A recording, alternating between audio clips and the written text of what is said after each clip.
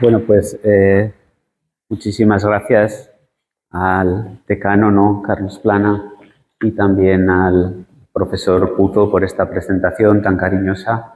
Y bueno, en lo único que no tiene razón es que de salud física nunca he ido muy sobrado. La felicidad es muy complicada también. Tengo una amiga psiquiatra, la doctora Torrente, y siempre dice, pero ¿cómo puede dar charlas de la felicidad a un cenizo como tú? ¿No? Y entonces, yo trabajo, me ha ayudado muchísimo a dar charlas sobre esto, entonces es un aprendizaje continuo. Y yo creo que desde que di la primera charla lo que intento es buscar esa especie de estado que ahora contaremos lo que es eso, como de un bienestar interior o de un sosiego, de una serenidad, lo que llamaban los estoicos ataraxia, ¿no? Y que no es nada fácil de conseguir. Y entonces, pues a base de dar charlas, estudiar, leer algunas de las cosas que van a ver ustedes, bueno, que vais a ver vosotros aquí, ¿no? Que estamos en familia y en casa, pues intento mejorar un poco, pero vamos, no es nada fácil ser feliz, nada fácil, ahora lo veremos. Y a la vez es muy sencillo, es como un truco, es como un truco. ¿Sabéis lo de ir en bicicleta, no? Que dices, no, qué difícil, y de repente un día te ves yendo con la bicicleta. Pues esto es parecido, ¿no? Lo que ocurre con la felicidad. Y luego veremos un poco de eso. No me he podido resistir tengo un amigo en Ibiza, ¿no? Que él sí que es de guardar fotografías, yo no soy mucho, mis fotografías no me gustan mucho, ¿no? Y bueno, pues esta es una fotografía de esa época que cuenta el profesor Puzo, Pepe, para los amigos, ¿no? Tiene justamente 35 años y es ahí en el Colegio Universitario de Huesca, en una de esas fiestas que sorteaban regalos. A mí me tocaron esas mariposas. Yo soy este es Miguel Ruiz Flores, que ahora es psiquiatra en Ibiza, Víctor Villacampa, que es radiólogo aquí. La verdad es que somos una promoción, ojalá me hubiera gustado poner una fotografía con más gente. Este es el hermano de Miguel, y aquí detrás está el profesor Abascal, ya fallecido, ¿te acuerdas, verdad, Pepe? Y o sea que han pasado mucho tiempo, pero esa época en el colegio universitario, como contaba el profesor Puzo, fue maravillosa, como podéis imaginaros, ¿no? Estudiantes de 18 o 21 años que estuvimos ahí, pues las fiestas del colegio, que por cierto dirige a Juan Blas Pérez, que debe estar por allá. Me acuerdo que eran famosas las novatadas del colegio, Juan, ¿te acuerdas, no? Y entonces Juan Blas echaba unas broncas muy serias, que se sentaba en una mesa y salíamos hasta en los periódicos, salía en El Mundo, las novatadas de Huesca y todo. Y Juan la bronca que decía era, ¿pero qué me hacéis? ¿Qué me hacéis? ¿No? Así que, bueno, una época muy entrañable. Entonces, ¿de qué vamos a hablar? Vamos a hablar un poco de felicidad, y la felicidad está de moda, por suerte o por desgracia. De hecho, hay algunos colegas que cuando yo digo que voy a hablar de esto, o pues comentan, bueno, eso es desviarse un poco de lo nuestro, esto de la felicidad es algo que está de moda, que tiene que ver con el mundo occidental, con el mundo capitalista. Ahora intentaré demostrar que para nada es así. Pero sí que es cierto que las Naciones Unidas declararon el 20 de marzo el Día Internacional de la Felicidad, y que además comentaron que la felicidad es una meta humana fundamental, y esta meta pues es porque supone ser feliz un enfoque inclusivo, equitativo, equilibrado, fijaos, de crecimiento económico que promueva felicidad y bienestar de todos los pueblos. Está hablando de felicidad colectiva. Esto es, dijéramos, lo que está de moda ahora. En muchos países, pues, lo que valoran es esa felicidad colectiva, ¿no? ¿Cuál es la realidad? La realidad es que todo el mundo habla de la felicidad, pero no hay una definición consensuada, porque cuando hablamos de felicidad estamos hablando de muchas felicidades. Una vez me invitaron a dar una conferencia también sobre esto, los psiquiatras del norte de España, en Santo Domingo de la Calzada, y la titulamos La felicidad poliédrica, porque realmente tiene muchos polos la felicidad, como ahora podréis ver, ¿no? Y por supuesto, si apuntan a esto, pues claro, ¿quién no se va a apuntar, no? Dices, la Coca-Cola, la chispa de la vida, destapa la felicidad, pero la Coca-Cola no ha inventado la felicidad, ¿eh? Fijaos este anuncio que tiene bastantes más años que la Coca-Cola, y Danone ya decía lo mismo, la felicidad del hogar con Danone cada día. O sea que la publicidad se apunta a esto de la felicidad. Realmente la felicidad es un estado emocional que se produce cuando una persona alcanza una meta deseada, y aquí ya es importante porque hablar de felicidad y meta significa unos objetivos, trazarte luego veremos, ¿no?, lo importante que es tener un deseo, una esperanza, y eso va intrínseco al concepto de felicidad. Y luego también va aparejada una condición interna que es subjetiva, por tanto que es personal de cada cual, y que supone satisfacción y alegría. La alegría es una emoción, la satisfacción es un pensamiento ligado a esa emoción, a la alegría, y por tanto pues la felicidad es algo ya más complejo, ¿no? ¿Qué dice la Real Academia de la Lengua? Dice que es una grata satisfacción espiritual y física. Y fijaos ya qué complejo, ¿no? Que la felicidad sea algo espiritual. Estamos hablando ya de trascendencia y luego física, ¿no? Entonces, bueno, se siente en el cuerpo, sí, las emociones se sienten en el cuerpo. Cuando alguien pues se encuentra nervioso, siente eso que se llaman, ¿no?, mariposas en el estómago, o te puede doler la cabeza, o puedes tener pues sudoración, por ejemplo. Todo eso se siente físicamente, las emociones. Bien, realmente, como os comentaba, lo que está de moda es esa felicidad colectiva y que se asocia al bienestar social. Vamos a hablar de felicidad y bienestar y hablaremos de salud y ahora veremos por qué. Este es el análisis del World Happiness Record, ¿no?, en el 2019, y aquí no salimos muy bien parados.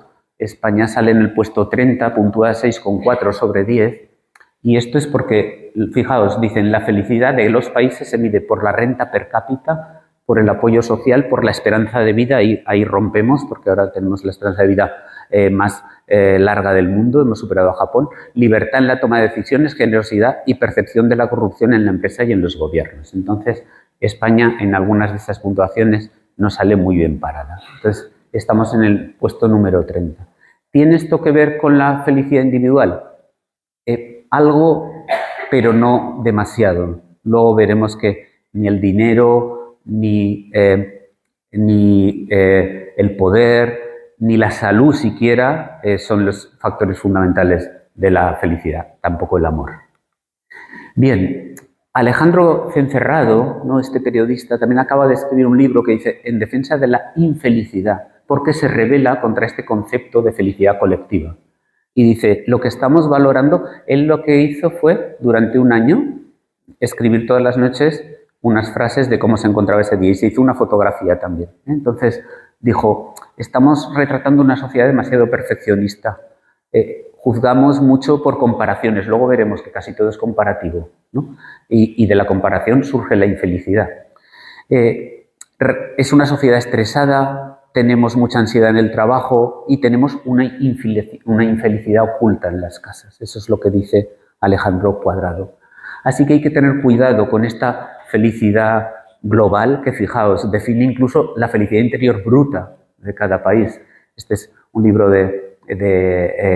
precisamente el catedrático de psiquiatría, ¿no?, Javier García Campayo, que se titula Capitalismo, un nuevo sistema para un mundo feliz.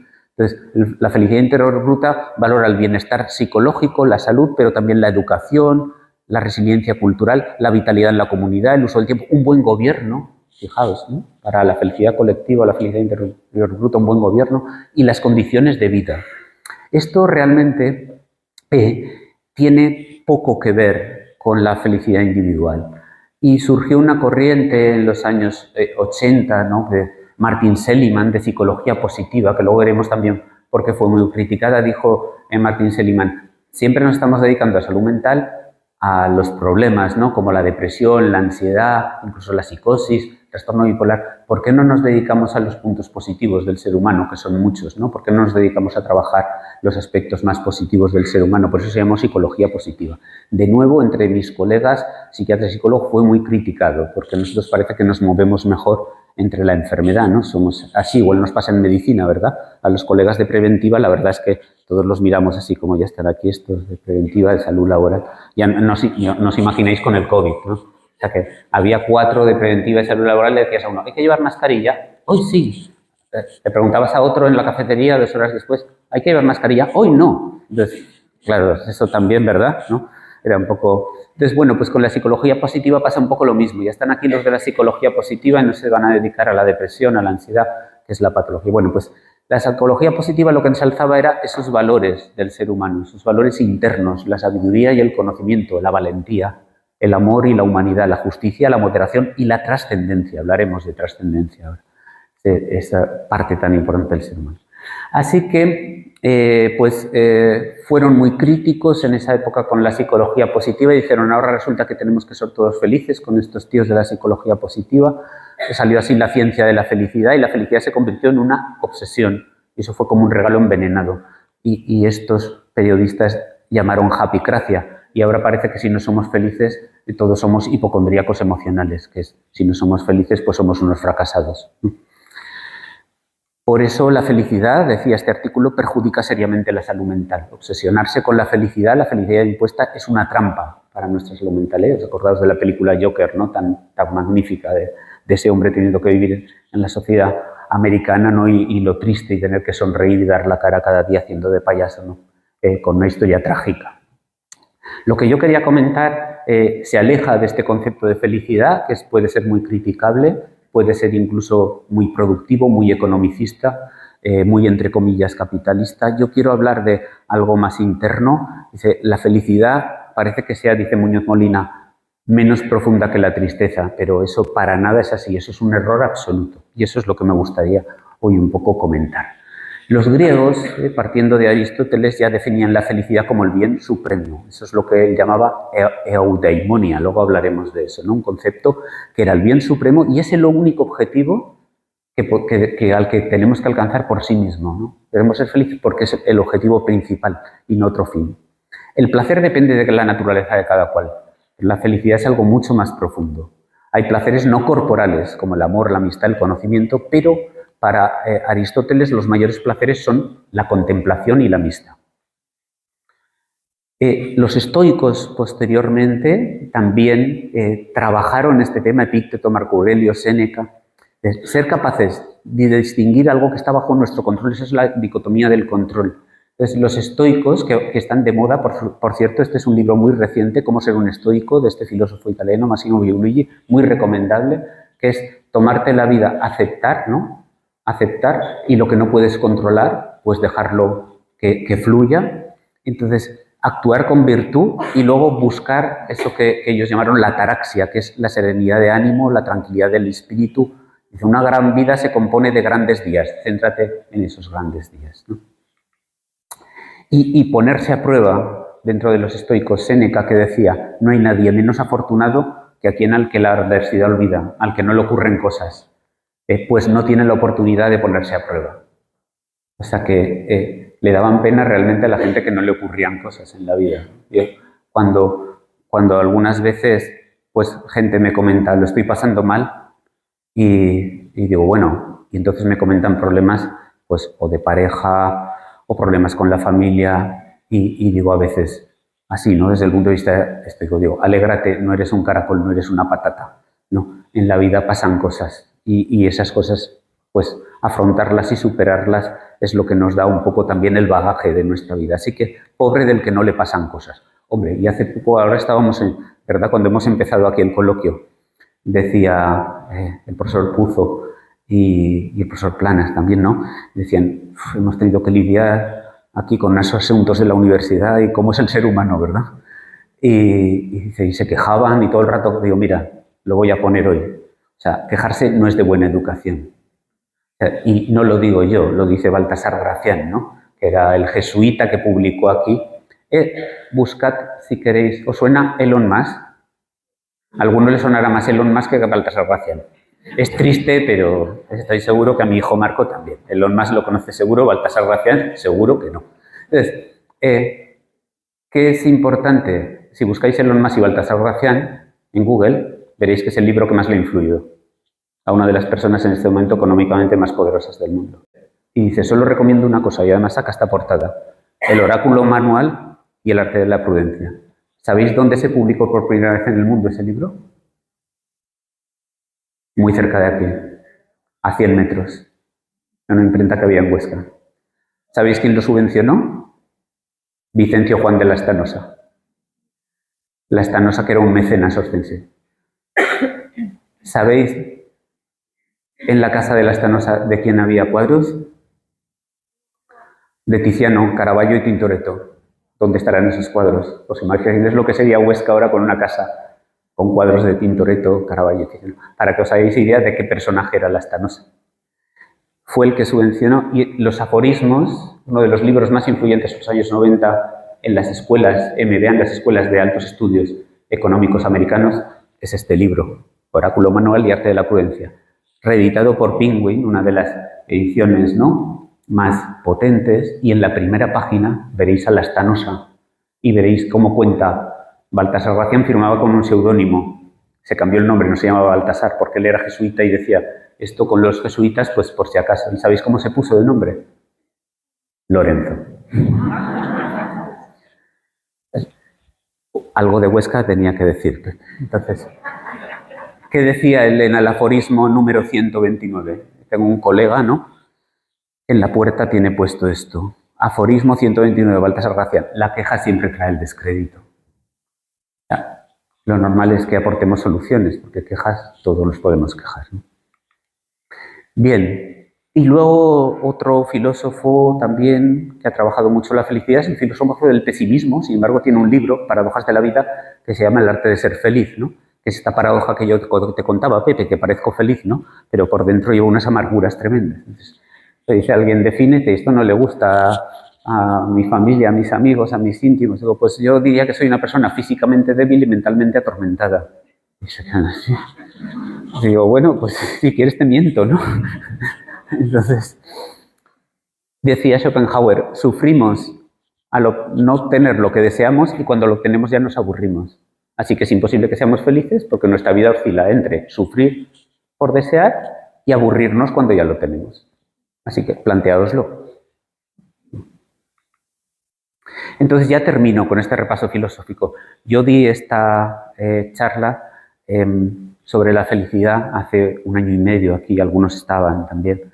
Por respeto la he cambiado bastante. Entonces esta primera parte sí que coincidía un poco. A partir de ahora entraré en otra dimensión distinta, porque no me parece bien que escuchéis lo mismo. Y entonces lo que yo había contado de los filósofos está resumido en estos 3 últimos libros que os pongo. El que quiera estudiar sobre la filosofía de la felicidad, aquí tenéis este de Frédéric Lenoir, sobre la felicidad, un viaje filosófico, habla de la autoconciencia. Otro filósofo, no me ha dado tiempo a colocarlo, ¿no?, Baruch Spinoza, ¿no?, que decía lo importante de la autoconciencia, del autoanálisis. Él decidió un camino personal y fue excomulgado por la comunidad judía y por la comunidad cristiana católica. Entonces, cuando vivimos un momento dulce, agradable, alegre, debemos tomar conciencia de esa sensación, acogerla plenamente y cultivarla el mayor tiempo posible.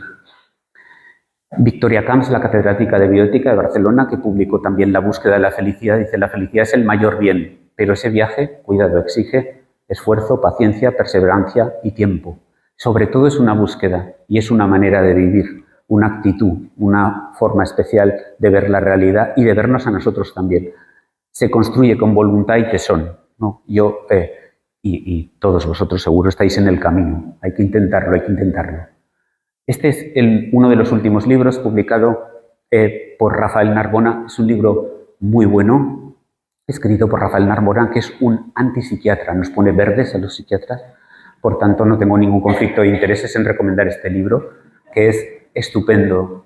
Y nos pone verdes porque él tenía un hermano que se suicidó y que a él le dieron también unos fármacos y tuvo una fase maníaca, por lo tanto él tiene un trastorno bipolar seguramente, aunque lo niegue, porque cuando los fármacos se puso el caso es que lo achacó a los fármacos y es muy respetable, y él se une a esa corriente de la antipsiquiatría, de que los fármacos solo hacen daño y de que te puedes superar, y él se superó con tesón y lo demuestra muy bien en este libro, en el que recuerda a todos los maestros, que lo llama maestros de la felicidad. Es un viaje por toda la filosofía de la felicidad y también con parte incluido, ¿no?, con parte religiosa. Nombraremos algunas citas, lo que ha aportado el cristianismo, que ha aportado muchísimo también la historia de la felicidad, ¿no? Entonces, esto es lo que decía Pablo de Tarso, San Pablo: cuando soy débil, soy fuerte.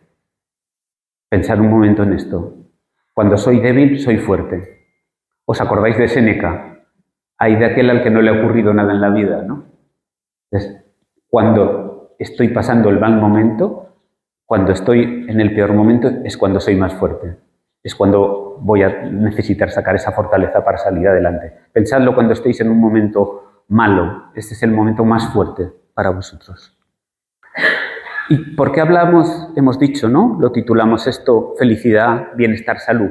Porque fijaos, la Organización Mundial de la Salud definió en el año 48, y no ha cambiado la definición, como la salud es un completo bienestar físico, mental y social, y no solamente la ausencia de afecciones o enfermedades. Esta es una definición trampa terrible, porque ¿qué es eso del bienestar mental o el bienestar emocional? Es muy difícil de alcanzar, por tanto la salud es complicada, ¿no?, en este aspecto. Entonces el concepto de salud lleva incluido el del bienestar. ¿Y qué ocurre con el bienestar? Que es una sensación subjetiva, personal, y que influyen muchos factores. Entonces, en algunas definiciones de felicidad está incluido el concepto de bienestar. ¿Qué es la felicidad? Pues algunos te dicen un bienestar emocional. Por eso, fijaos, este artículo se titula Felicidad y Salud, y es de una revista de salud pública. Y dice, hay 3 tipos de bienestar. El afectivo, que son experiencias positivas como las de la filosofía positiva. Felicidad, alegría, placer intenso, vitalidad. El bienestar eudaimónico, el bienestar de Aristóteles, que incluye propósitos vitales, objetivos, sentido de autonomía, crecimiento personal, relaciones positivas con los otros, autoaceptación. Esto está muy cerca, ¿no?, de la felicidad esa completa, personal que buscaban los griegos. Y luego un bienestar evaluativo que valora la satisfacción con nuestra calidad de vida. O sea que esto del bienestar tampoco es un concepto que ocurre como con la felicidad. Cuidado cuando hablamos de bienestar. ¡Ah, qué bienestar! No, pues fijaos. ¿Tienes propósitos vitales? ¿Estás creciendo personalmente? ¿Tienes relaciones positivas y te autoaceptas? O sea que la felicidad engloba, es del mismo artículo, ¿no? Perdonad que esto está en inglés, ¿no? Un esquema. La felicidad influye en la genética, la educación, el estado socioeconómico, lo mismo que hablábamos de ese bienestar social, la felicidad colectiva. Y cuando estudiamos, y esto pues también, ¿no?, en las clases de psicología y en salud, es decir, ¿cuáles son las necesidades del ser humano? Las necesidades son las básicas en la pirámide básica, que son hambre, sed, sexo, ¿no?, necesidades y placeres, necesidad de sentirnos protegidos, también de amor y de pertenencia, necesidad de ser valorados. Y fijaos, arriba de todo de la pirámide de Maslow, ¿qué necesitamos? Autorrealizarnos. Y esa autorrealización tiene mucho que ver con la felicidad, con conseguir lo mejor de nosotros mismos. ¿Cómo llegamos a esto? Ahora vamos a hablar un poquito del cerebro. Es apasionante, o sea que nuestra especialidad es una especialidad muy dura, como sabéis, con cosas muy serias, muy difícil. A veces la gente no dice, ¿cómo te quieren? O los pacientes o los familiares, digo, si quieres os hago una lista y preguntarles a estas personas. Porque nosotros cuando cometemos un error es terrible, o cuando nos achacan un error también es terrible. Pero sin embargo es apasionante porque nos dedicamos al órgano. Los cardiólogos dicen, no, el corazón es el órgano. No, ¿cómo va a ser el corazón? O sea, no hay más que pensar, ¿no? O sea, quiero decir que uno se considera muerto cuando hay muerte cerebral, ¿no? Eso lo dice todo. Es decir, por tanto, el cerebro es el órgano importante. Entonces, ¿cómo se desarrolla el cerebro? El cerebro se desarrolla por estratos, y esto es muy importante conocerlo, porque el cerebro más antiguo es el cerebro reptiliano de los reptiles, y luego veremos que es el cerebro que se rige solo por los placeres inmediatos. De hecho, como sabéis, los reptiles, si las crías no salen rápido, pues los lagartos así salen las crías de los huevos y ya se van, porque si no las madres se los comerían. O sea que no tienen el afecto. Por eso esta broma ya la comento en otras ocasiones, pero también los digo, vosotros ya sé que sois todos gente sensata, pero esa gente que dice, no, mi mascota es una serpiente o es una iguana y tal, y es muy cariñosa, digo, bueno, no sé, tiene un cerebro reptiliano, o sea que el que diga que ha visto sonreír a la iguana cuando ha llegado a casa o a la serpiente es para pensarlo, ¿eh? Sin embargo, los perros, los gatos, ¿verdad? Eso sí que sonríen, ¿a que sí? Sonríen los mamíferos y así. Ese es el cerebro emocional. Es el cerebro ya de los mamíferos, y sobre todo ya los primates, pues imaginaos, ¿no? Y luego por encima, el que cuesta más desarrollarse, fijaos, está desarrollándose casi hasta los 30 años. Entenderéis muchas cosas, de los adolescentes y de los jóvenes. Entonces, es el cerebro neocórtex, es el cerebro moderno, es la corteza cerebral, es el lóbulo frontal y es el más desarrollado en el ser humano, a diferencia de los animales. Hay muchas teorías.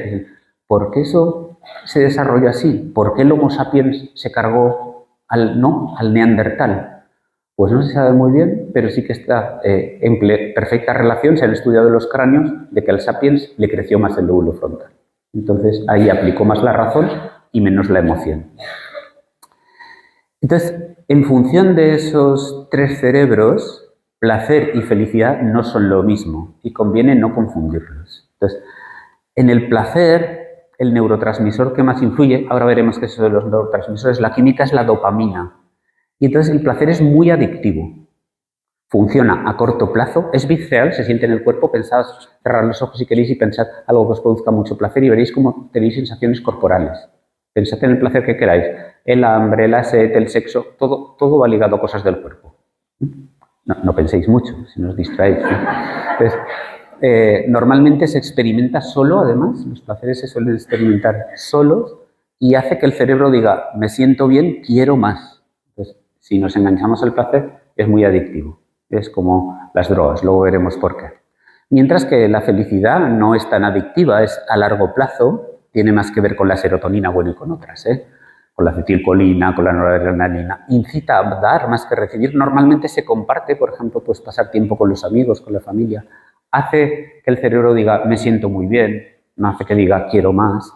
Y poca serotonina desencadena depresión. ¿De acuerdo?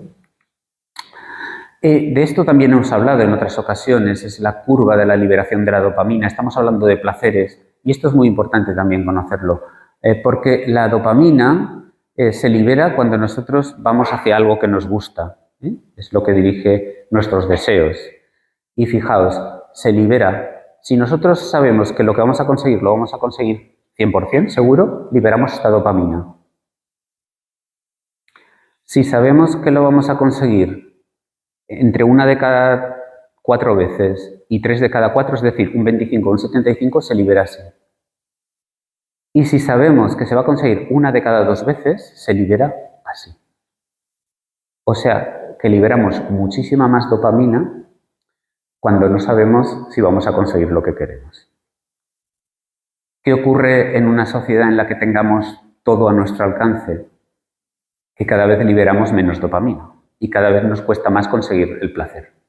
¿Qué ocurre con los cerebros de la gente que toma tóxicos, que toma drogas, que toman y ya no sienten placer? Ellos necesitan la droga para no sentirse mal, pero ya no sienten placer y eso es terrible. Porque si ya con una droga tú no sientes placer, el sentido de consumirla es solo para no sentir la abstinencia y eso te produce un daño terrible, ¿no?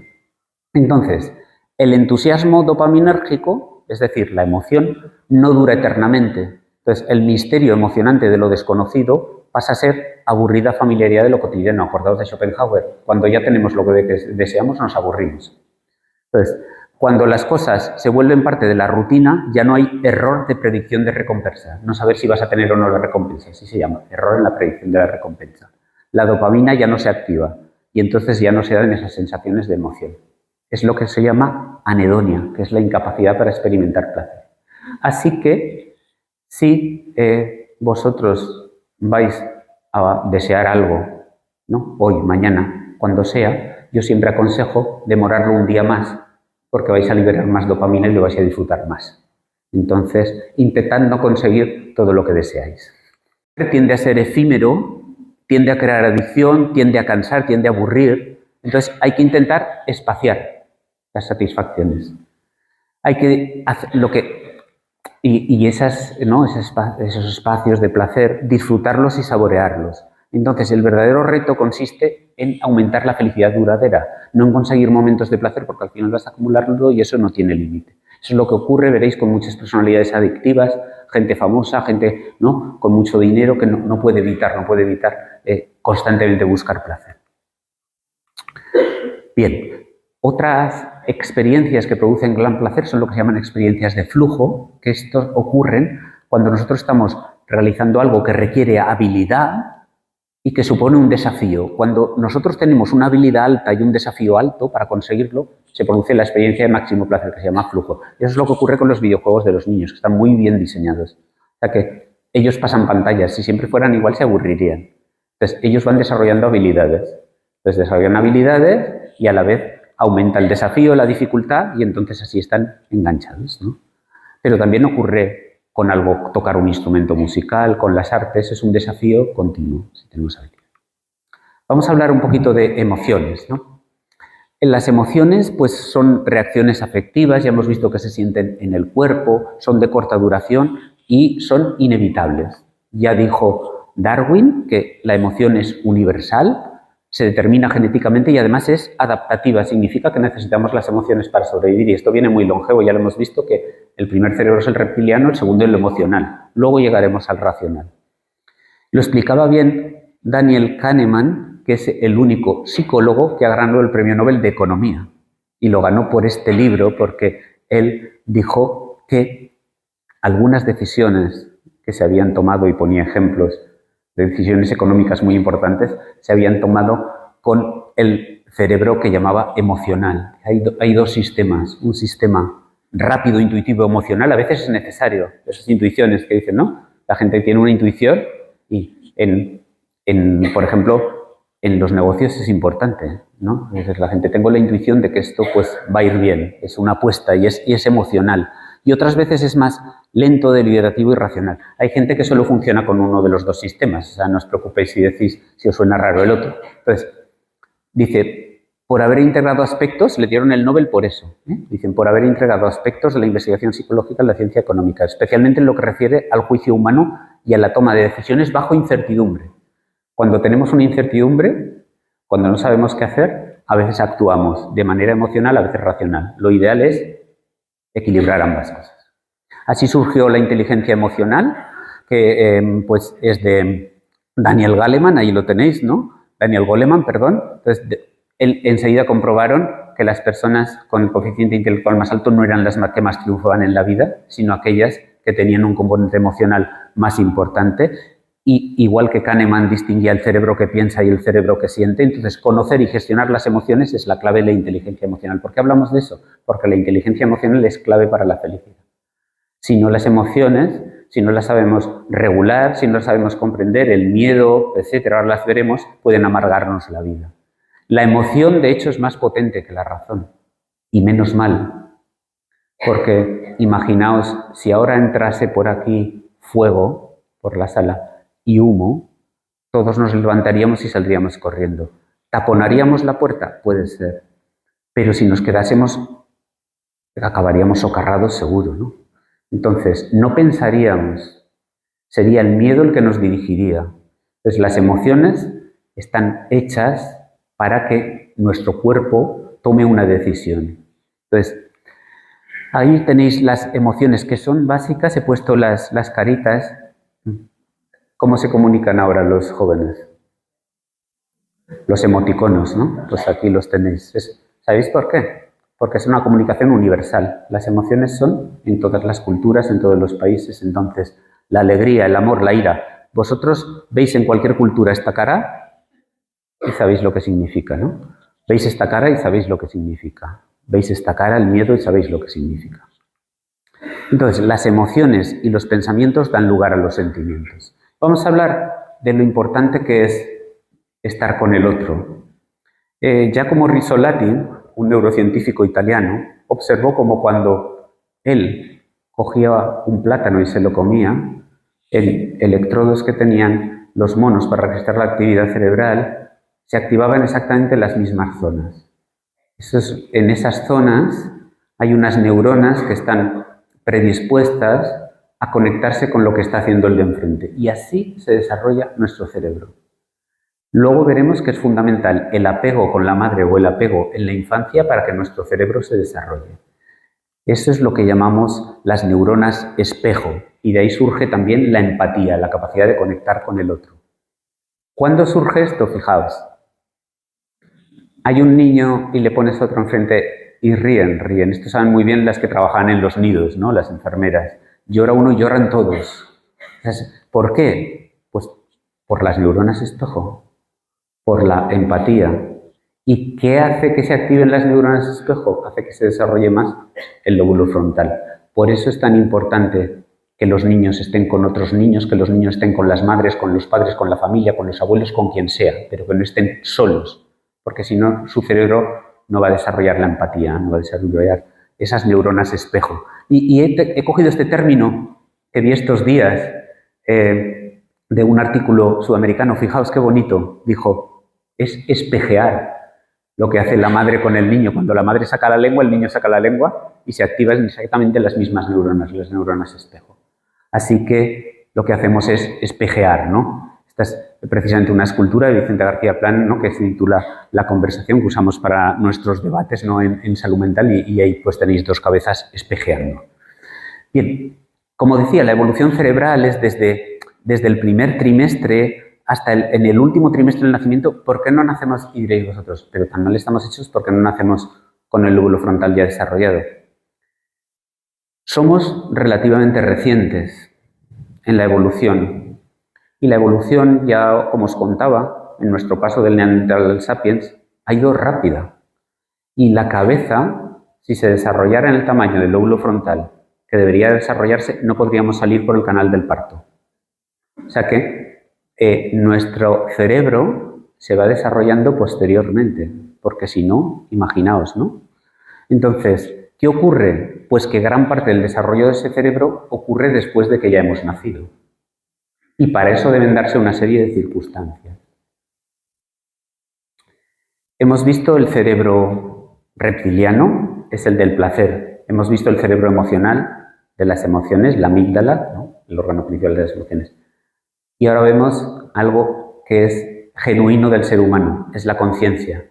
Ser conscientes de que somos conscientes. Decía Descartes, pienso, luego existo. O sea, somos pensamiento. Hemos visto las emociones se dan en los animales, en los mamíferos. Nosotros llegamos a casa y un perrito y se alegra, ¿verdad? Eso es así. Tienen emociones, ¿no? Pero vosotros creéis que el perrito pensará, me alegro, pero luego se volverán a ir y me pondré triste, no tiene sentido esta vida. Además, ellos vivirán hasta los 80 o 90 y yo tendré 14 o 15 años. No. No hemos demostrado que eso se produzca. Las mascotas con cariño viven muy felices, afortunadamente. Este es el precio de nuestro sufrimiento, es la autoconciencia. ¿Cómo se define la autoconciencia? Ahí tenéis a Barenboim. La he puesto deliberadamente porque está dirigiendo la Westminster Divan Orchestra. Es una orquesta de músicos jóvenes palestinos, musulmanes, israelitas. Es una orquesta de músicos jóvenes, de jóvenes talentos de las tres culturas y cómo son capaces de unirse con la música. Y cómo está ahí la conciencia, dirigiendo. Así somos, así es nuestro cerebro. Y fijaos, ¿qué ocurre? Pues tenemos enfermedades mentales. Imaginaos, por ejemplo, la esquizofrenia, que es una de nuestras enfermedades complicadas, duras. Pues en una orquesta, imaginaos que unos violines se ponen a tocar por su cuenta y el director se desquicia. Entonces, esas personas sufren muchísimo porque el cerebro está, el director de orquesta, la conciencia, intentando dirigir constantemente a que la música suene bien, y por eso les cuesta tanto adaptarse también en lo social. O sea que tenemos mucho trabajo en esto, ¿no? Ahí tenéis la conciencia, que es un hecho original del ser humano, y también ser conscientes de que somos conscientes, la autoconciencia. Así que, como os decía, el placer está en el cerebro instintivo, reptiliano, la alegría, que es una emoción, está en el cerebro emocional, y la felicidad, ¿dónde creéis que está? Está en el cerebro racional. La felicidad es compleja. Así que no digáis eso de comemos huevos de gallinas felices. Comeremos huevos de gallinas alegres, porque estarán por el campo. Pero la felicidad es algo muy complicado, que no cabe en el cerebro de una gallina. Vamos a hablar de conexiones. Conexiones. Algo un poco más ameno.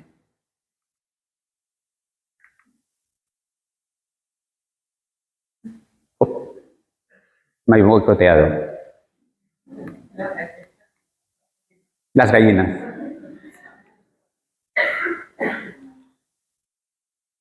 No pasa nada, ¿eh? Porque, mira, si bebo un poco. ¡Ay, qué bien! Conexiones. Imaginaos, ¿no? Estamos en Huesca y tenemos San Pedro el Viejo, ¿no? Tenemos la catedral, tenemos todo el casco viejo. Cuando nuestros ancestros orcenses pululaban por ahí, el mundo se acababa en Galicia. Pensad, los reyes de Aragón, la catedral de Huesca, todo el casco viejo, todo el casco histórico, y el fin del mundo estaba en Finisterre. Este hombre fue el que cambió el mundo. ¿Cómo lo cambió? Descubriendo América. ¿En qué se transforma entonces el mundo? En un círculo de comunicaciones tremendo. Eso se lo debemos a Cristóbal Colón. Imaginaos lo que pensarían, ¿no? Todos esos que paseaban por aquí, por el casco viejo, iban a la catedral, si les dijeran, no, es que más allá de Finisterre había otro continente tan grande o más que el nuestro, y que además ahora vamos en 6 o 7 horas con avión, ¿no? De uno a otro. Bien, ¿por qué nombró Cristóbal Colón? Porque no le damos mérito al Colón de la neurociencia. El descubrimiento de Santiago Ramón y Cajal, que pasó la adolescencia en Huesca, y este busto que es de Pablo Serrano está al lado del colegio universitario, ¿verdad? Por algo estará ahí al lado del colegio en las escaleras. Hasta que aparece Santiago Ramón y Cajal hace 120 años. Le dieron el Nobel en 1906. Hasta que aparece Santiago Ramón y Cajal, se considera que las neuronas, las células cerebrales, están todas unidas. Entonces, él empezó estudiando, vuelvo a las gallinas, no fueron las gallinas, fueron unas palomas, pero empezó estudiando el cerebro de las aves, cuando fue a Zaragoza. Y de repente lo tiñó con la tinción de Golgi, hizo una modificación y dijo, las neuronas están separadas. Y dijo, esto ¿cómo puede ser? Esto es imposible. ¿Qué ocurre si dos neuronas están separadas? ¿Qué ocurre? ¿Cómo se comunican? O hay electricidad o hay química. Él descubrió por primera vez, fijaos de qué tamaño fue el descubrimiento, que no se atrevieron a darle el Nobel solo a él. Se lo dieron también a Golgi, que le llevaba la contraria y decía, todas las neuronas están unidas, era la teoría reticular. Y Ramón y Cajal dijo, no, están separadas. ¿Sabéis cómo lo hizo? Con la testarudez, ¿no?, aragonesa. Él fue a un congreso en Alemania, donde estaban los mejores anatopatólogos del mundo, y él se llevó sus preparaciones en cristal. Y como no sabía hablar alemán ni inglés, tiraba de la manga de los expertos y los llevaba al microscopio. Se formó a su alrededor, ¿no?, un grupo de gente, y dos de esos sabios, los sabios más grandes del mundo en anatomía patológica, decidieron aprender castellano para leer a Cajal. O sea, para que os hagáis una idea de, sigue siendo el neurocientífico más citado del mundo. Nosotros tenemos un busto aquí. Paso por aquí. ¿Qué supone ese descubrimiento? Que entre las neuronas hay química y hay electricidad. Y fijaos, ¿veis esto que tiene aquí esta chica en la mano? Es el cerebro. El cerebro tiene 10 billones de sinapsis. 10 billones. Las conexiones de las fibras son 160.900 kilómetros. Equivale a 4 veces la vuelta al mundo. Es lo que tenéis en la cabeza. Es lo que hay aquí. ¿Cómo es posible? ¿Cómo es posible que tengamos 160.900 kilómetros de cableado en la cabeza? ¿Os imagináis lo complicado que es eso? ¿Os imagináis la cantidad de información que debe circular por ahí? ¿Os imagináis una red de carreteras así? Y los impulsos neuronales se transmiten a 350 kilómetros por hora. O sea, rayos del AVE, ¿no? O sea que así funciona nuestro cerebro. Eso es una maravilla, ¿no? Por eso hay un proyecto ahora que se llama Conectoma. Todos son conexiones y están demostrando, claro, antes pensábamos, no, aquí está el lenguaje, no, aquí está la visión, no, aquí está el espacio. Para nada es así. O sea, está todo, sí que hay zonas del lenguaje, sí que hay zonas, pero están todas hiperconectadas. El lenguaje tiene emociones, las emociones tienen musicalidad, es complicado. Fijaos cómo son. Este es un proyecto donde están metiendo muchísimo dinero todas las empresas del mundo, se llama el Conectoma Cerebral, y fijaos qué imágenes están surgiendo. Fijaos cómo está nuestro cerebro. Ahí están, ¿no?, esos 160.000 kilómetros de fibras. Y además, estamos conectados también. El cerebro está conectado. ¿Sabéis qué se dice ahora? El intestino es el segundo cerebro. Está muy de moda la microbiota, ¿verdad? Y también, por supuesto, con el corazón, que se nos acelera. Y también pues con la piel, ¿no? Ahí tenéis pues este libro, ¿no?, de la doctora Rosa Molina, Una mente con mucho cuerpo, ¿no? La influencia de la mente en el cuerpo. Y por supuesto, ¿cuándo empiezan las conexiones?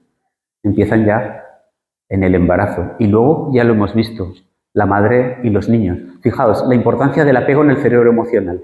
¿Cómo se demuestra que esa relación de la madre con el niño, de la madre y del niño con los de alrededor, con los padres, con las parejas, con las familias, cómo hace que ese cerebro se vaya desarrollando? Gracias a esas conexiones externas. La necesidad de potenciar conexiones externas para que funcionen las conexiones internas. El niño se escapa y quiere conocer el mundo y se conecta con el mundo, ¿no? Y ahí empieza a relacionarse con los otros, la importancia de la relación con los otros. Y ahí surge lo que llamamos la neuroplasticidad. ¿Qué es la neuroplasticidad? Nuestro cerebro, yo me eduqué todavía, como muchos, ¿no?, que estamos aquí en la teoría de nuevas neuronas. No se fabrican nuevas neuronas desde que nacemos. Me acuerdo que decían, no bebas más cerveza, que las neuronas que matas ya no vuelven a crecer, ¿no? Es decir, se ha demostrado que uno puede fabricar nuevas redes neuronales hasta que morimos, incluso cuando tenemos demencia. Lo que pasa es que la enfermedad progresa más rápido que lo que vamos fabricando. ¿Cómo fabricamos esas redes neuronales? En función de lo que trabajamos. Eso se llama la neuroplasticidad cerebral. El mejor ejercicio que podemos hacer para nuestro cerebro es la estimulación cognitiva, hablar con los demás. Un cerebro, la mejor nutrición para un cerebro es otro cerebro. Bien, y luego nos conectamos, somos individuos, nos conectamos ese microsistema con el mesosistema, luego ya con el exosistema, los gobiernos, las redes sociales y finalmente el macrosistema, la cultura y así. Y así es como transcurre nuestra vida, ¿no? Las conexiones, desde la conexión con la madre, desde la conexión con los amigos, desde la conexión con la familia. A veces las cosas no van bien, ¿no? A veces pues también tenemos enfermedades graves, pero con suerte llegamos a hacernos mayores, ¿no? Y así más o menos terminamos. No la charla, lo siento, pero queda. Y la conexión más trascendental. Se dice que, ¿no?, lo comentaba el otro día, ¿verdad?, Javier García Campayo también, cuando los astronautas contemplan la Tierra desde otros planetas, cuando la contemplaron desde la Luna, cambió su mentalidad del mundo para siempre. Todos los problemas los consideraban menores. Se convirtieron en personas mucho más trascendentes. Fijaos, por ver la Tierra desde la distancia. Ahora hablaremos de lo importante que es la perspectiva. Con perspectiva todo se ve distinto. Por eso, pues, hace poquito, ¿no?, que ocurrió esto. ¿Os acordáis de estas imágenes tan maravillosas, ¿no? Estas de unos jóvenes de Huesca en el Castillo Monte Aragón. Entonces, imaginaos cuando contempláis el eclipse, esa conexión que sufres con la naturaleza, ¿no? O sea que estamos conectados. Hemos partido de Cristóbal Colón, hemos pasado por Ramón y Cajal, hemos visto la sinapsis y terminamos con la conexión con la naturaleza. Ahora hablamos de perspectivas. Fijaos lo que dice Alain, un filósofo del siglo XIX francés. Dice, al melancólico solo le puedo decir una cosa: mira a lo lejos. El ojo humano no está hecho para las distancias cortas. Su reposo son los grandes espacios. Fijaos, cuando miráis a las estrellas, al horizonte, vuestros ojos están completamente relajados. Suaviza hasta las vísceras, ya hemos dicho, ¿no?, la conexión de la mente y el cuerpo. Dice, no trates de suavizar mediante la voluntad. Tu voluntad ejercida sobre ti, la voluntad ejercida sobre ti, lo hace todo al revés y te acaba estrangulando. No pienses en ti, mira a lo lejos. Esta es la conexión con el exterior, la conexión con la naturaleza. Vamos a hacer un pequeño juego para que descanséis un ratito, que estamos como en la mitad. Entonces os pido que cerréis los ojos, por favor. Entonces tenéis ya los ojos cerrados, relajaos, y me gustaría que ahora recordáis la época de vuestra vida en la que habéis sido, sois más felices. Recordadla, por favor. Recordad con quién estabais. Recordad con quién la compartíais. Eso no. Recordad. Sí, no pasa nada. Recordad ¿Qué estabais haciendo en esos días? ¿Cómo lo pasabais? ¿Lo habéis conseguido? ¿Y todos habéis localizado una época? Abrid los ojos, por favor. ¿Quién ha pensado que la época más feliz de su vida es la actual? Muy bien. 4, eso más o menos es el 2% de la sala. ¿Es que no sois felices? Entonces, muy importante, muy importante. ¿Habéis pensado en una época? Si os trasladáis a aquella época, vosotros pensabais, ¿es la época más feliz de mi vida? Es una pena, pero la felicidad es retrospectiva. Nos damos cuenta de ella cuando ha pasado. Y eso es muy importante. Y aquí ya hay un primer truco. Cuidado, porque a lo mejor estáis viviendo la mejor época de vuestra vida y no lo sabéis. Porque mañana os pueden pasar cosas. Y tampoco os agobiéis, porque como decía Séneca, es poneros a prueba. ¿De acuerdo? Esperanzas. Vamos avanzando. Hemos hablado de conexiones, hemos hablado de perspectivas y ahora hablamos de esperanzas. Esta es una fase, ahora está con nosotros, ¿no? ¿Verdad? Mudena, que está ahí, ¿no? De enfermería. Ahora hay una chica que a veces vienen, bueno, perdón, una doctora, pero es que son tan jóvenes, es que, claro, es que dicen, me preguntan a veces, ¿cuántos años tienes?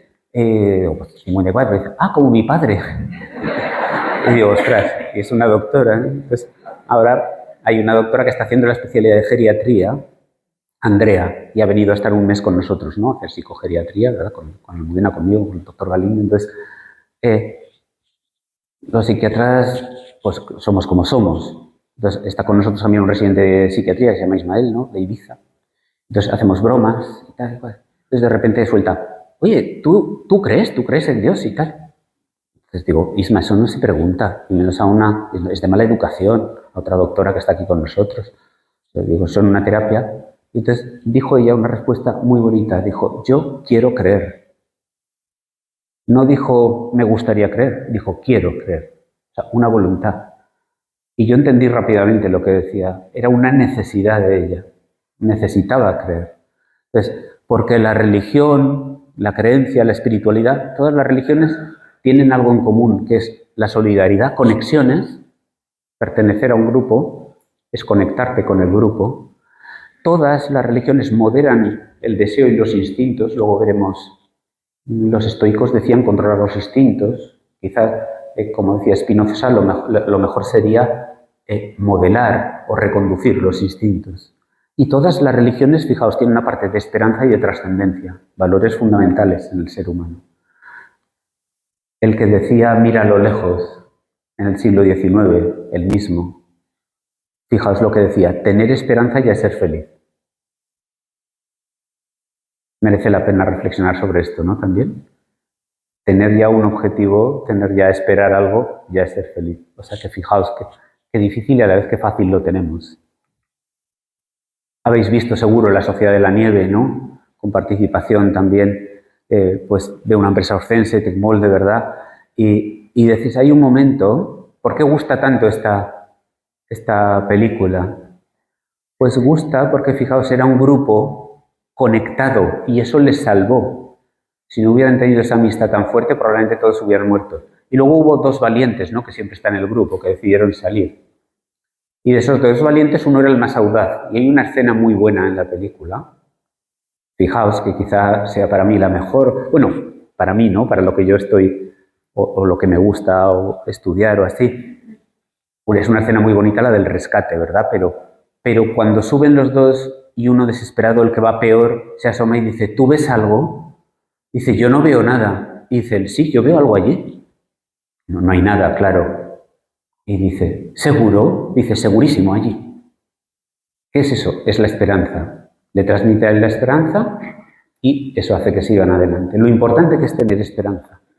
Hace poco también vimos que promocionó la Asociación Española contra el Cáncer aquí en Huesca la película Hope, Esperanza. Y os hago spoilers si queréis, os digo cómo acaba, no.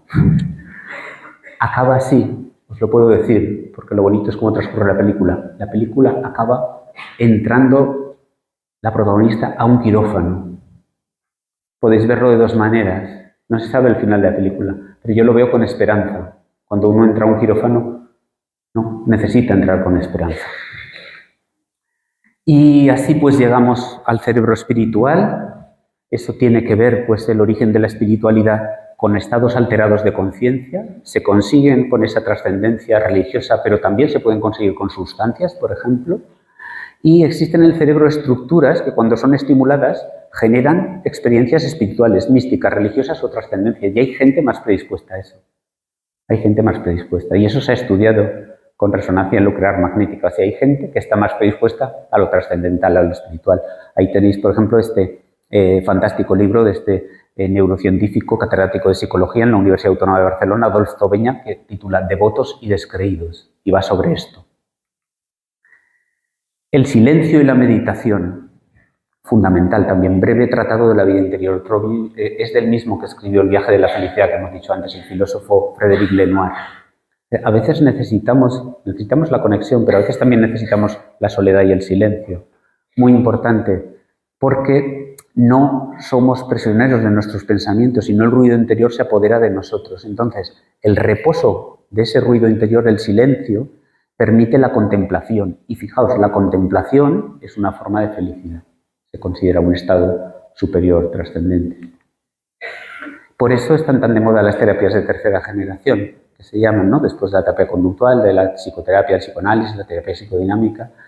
Os sonará muchísimo mindfulness, ¿no? Mindfulness, también la terapia metacognitiva, la de aceptación y compromiso. Todas tienen en común dos factores. Funcionan muy bien para el estrés, no tanto para una enfermedad mental grave, pero funcionan bien para el estrés cotidiano, y todas se conectan con el sentido de la vida. Importante, ¿no? Buscar el sentido de la vida. Entonces, por eso, después de la inteligencia emocional, ahora se habla más de la inteligencia espiritual.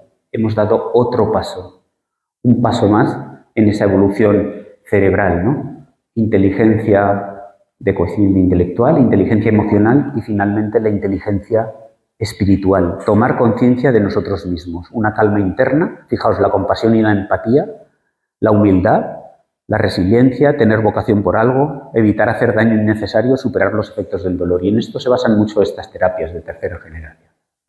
Claves. Me gustaría dar algunas pistas de cómo podemos conseguir vivir un poco mejor con nosotros mismos. Y esto lo he titulado así, claves. Viene el final, pero es largo. Primero debería decir que lo que depende de nosotros tampoco es todo.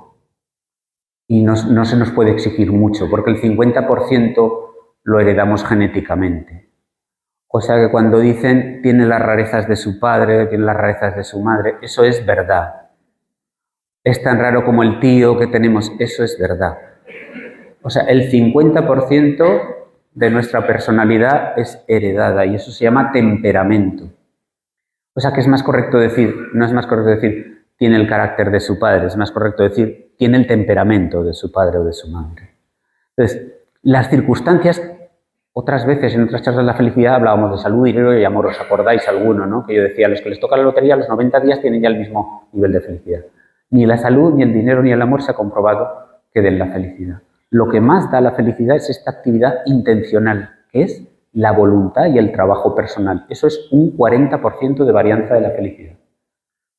Porque fijaos, el temperamento es nuestro termostato. O sea que si nacemos un poco cenizos, nacemos cenizos. Eso es la tendencia, Hay que pelear contra eso, con una actividad intencional. ¿Qué nos hace felices? Vamos a volver a las conexiones. Esto es, como os decía, no digo yo que ni la salud, ni el dinero, ni el amor, lo dicen los expertos mundiales. Waldinger, este libro se acaba de publicar el año pasado, 2023, y es el estudio más extenso que se ha realizado sobre qué nos hace felices. La Universidad de Harvard, desde 1938, fijaos, casi 90 años de estudio. Se cogía a las personas de cualquier estrato, se les hacía entrevistas de 2-3 horas, un par de veces al año. Y se les ha seguido, muchos han fallecido, otros les ha gustado tanto participar en el estudio que han metido a sus hijos. Los más satisfechos con su vida, fijaos a qué conclusión llega el estudio. Después de miles de personas estudiadas, después de 90 años prospectivos estudiando, los más satisfechos con su vida no son ni los más ricos, ni los más sanos, ni los que gozan de mayor reconocimiento social. ¿Sabéis cuáles son los más felices? ¿Quiénes son los más felices? El secreto de una vida satisfacida son las relaciones que establecemos con personas de nuestro entorno. Cuanto mejores y más fuertes sean nuestras relaciones, cuidado, no solo más felices viviremos, más tiempo viviremos. ¿Se ha comprobado? Habrá múltiples factores, pero que la gente que tiene una red social más amplia, de más calidad, más potente, se hace más mayor, o sea que aunque sea hacenlo por eso, ¿no? Al que le guste la soledad. El humor, también otras veces hemos hablado de Gila, ¿no? Cómo fue fusilado en la guerra y luego hacía chistes de la propia guerra, ¿verdad? Increíble, decía Freud. El sentido del humor consiste en presentar una situación vivida como algo traumático, como ocurrió con Gila, ¿no? Que fue fusilado.